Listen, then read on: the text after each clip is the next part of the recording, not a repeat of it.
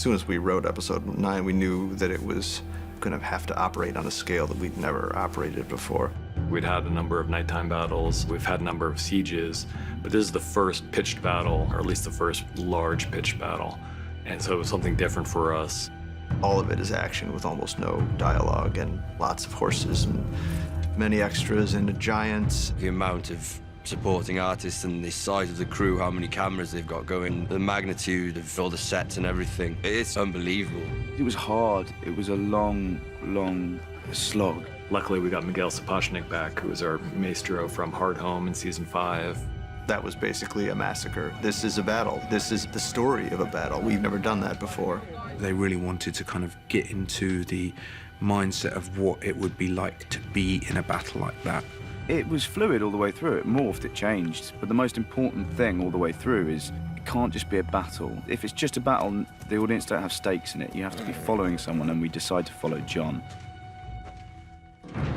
Ramsay's weapon all the way through is antagonizing people, drawing them into a trap, and John completely falls for it. He doesn't account for Ramsay's gifts at psychological manipulation, which Sansa warns him about. He's kind of thought, this guy is going to do something stupid and honorable because he's not going to be able to control himself, so I'll shoot his brother with a bow and arrow. There's no way he can't gallop towards his brother, who is being shot at with arrows, and try and save him. So he falls into that trap. But he's waited until Jon Snow is within Archer's range so that they can start shooting him immediately.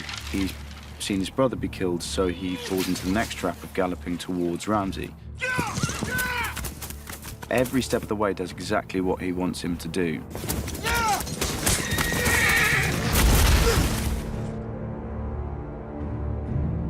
Probably my favorite shot of the whole season is when we're behind Jon Snow and he sees that cavalry wall galloping towards him.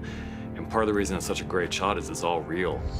That's 40 horses charging full speed at Kit Harington. Until the last minute, I was stood there facing off against this cavalry charge, which is really scary. We're a bit annoyed because I think everyone's going to think it was CGI, and it wasn't. Camilla, our horse mistress, kept asking every year. She said, give me some more stuff to do. Like, this year was boring. It's just people trotting from here to there on their horses. So finally we gave her enough to do. I read the outline and went, wow, okay, this is adventurous. How are we going to deal with this?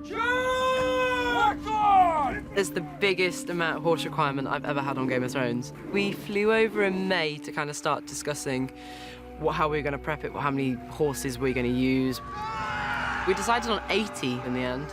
So when we first see both armies, we'll use 80 on the Stark side, and then we use 80 on the Boltons, so we're using the maximum. Then when we start to clash, we'll split it in half. When we had horses charging past me, those are all real horses. I obviously work very closely with Rowley, putting it all together. And we make channels so it looks like they're clashing, but they're not. The horses are actually just passing through, you know, like 2-foot channels so they can clear out. We are going to make that look as close as possible to a collision without actually colliding the horses. So in very tight formation, we'll have those guys cross and they will pull the horses as they cross through. We're falling them onto a very thick falling bed so we don't injure the horses or injure the guys, but we're going to try and make that something that's not really been done before. You want it to feel crowded and mayhem and like, you know, anything can happen anytime, but I really don't want anything to happen anytime. I want what we plan to happen and it look really cool and let's not hurt anybody.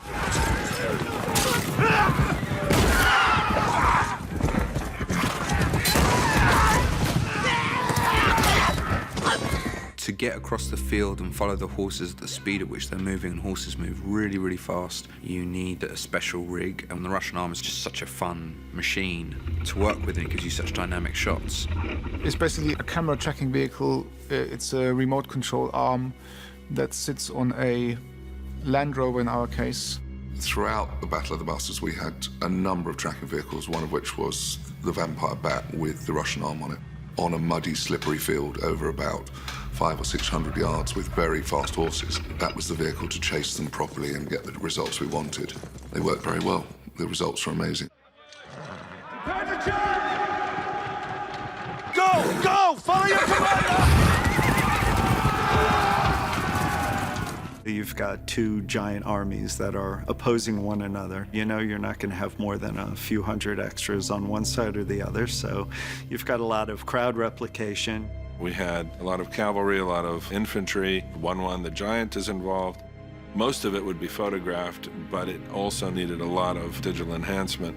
You've got things happening that you can't shoot in any real way. You've got a giant punching out a horse. We shoot horses falling and charging toward one another that we can use as elements, but we start to get into complex areas that we haven't really broken ground with on the series before, where it is fun and exciting, but also very challenging.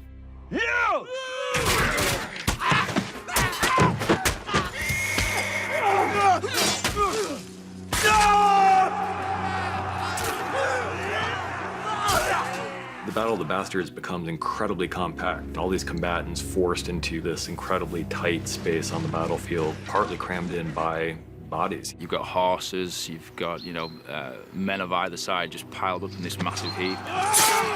The body pile was absolutely enormous in terms of its scale and ambition. All of those prop bodies had to be dressed in the appropriate uniforms. We had to have the shields and the flags. You then need to dress the horses in their saddlery. You need to make sure that the correct sigil is on the horse. Even though I know that all of these bodies are fake, it was deeply moving. It's pretty grim, it's very brutal actually to look at. I've never seen that before, ever. It comes from reading real accounts of these various battles, both medieval and even more modern ones. You read accounts of battles in the Civil War where the bodies were piled so thick it actually became an obstruction on the battlefield. I think what I was finding throughout filming this was moments of giving up. And the first moment we found that was when the crush starts happening and he just stops for a moment. And then he tries to fight his way back and he gets pushed over, he gets trampled. John is almost literally buried alive beneath the bodies. He was being almost killed by his own men, not on purpose, but just in this wave of fear that kind of overcomes everyone as they try to get out of the way of this incoming wall of shields.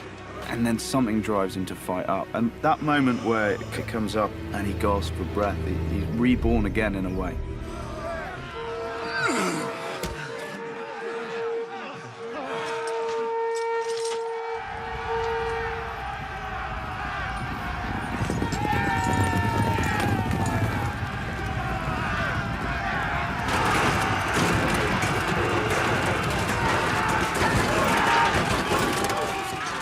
Winterfell's a place that really means so much in the context of the show, and the episode is really about bringing things home.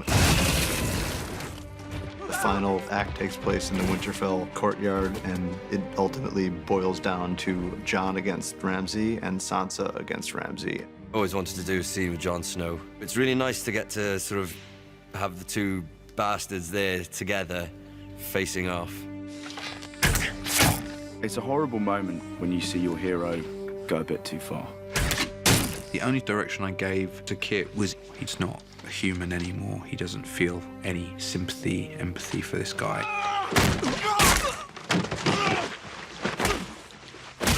We actually spent an entire day, 10 hours, with Kit on top of Ewan, beating him. And I just shot it from every single angle I possibly could. And what we wanted to try and get with that was that he's just kneading bread. He's just flattening this person's face, and that's what's changed in Jon for me. A monster has risen in him a bit, which I think should be unsettling for the viewers. There's nothing he wants more than to beat Ramsay to death with his own fists, and then he sees his sister. I think Jon then realizes, as he's about to kill him, he's on the verge of death. He realizes this is your fight, this is your guy to kill, because he understands what she's been through. Where is he? It's a very justified ending so that Sansa has the power in the end. Your house will disappear. Your name will disappear. All memory of you will disappear. It's such a strong moment for her because all her life she's been affected by these men who have just done such terrible things to her. It's nice to get to do a final scene with Sophie after last season. And this is the first moment that you actually hear her say, "This won't affect me and I'm stronger than that." It's my favorite scene. Her walk away, that final shot, was so crucial, and just to get that little hint of a smile just right. I think we ended up making poor Sophie do it, 12 or 13 times in the middle of the night. It's not a big smile, it's just a little hint of a smile. Sophie doesn't say very much, but I think it may be my favorite thing that she's ever done on this show.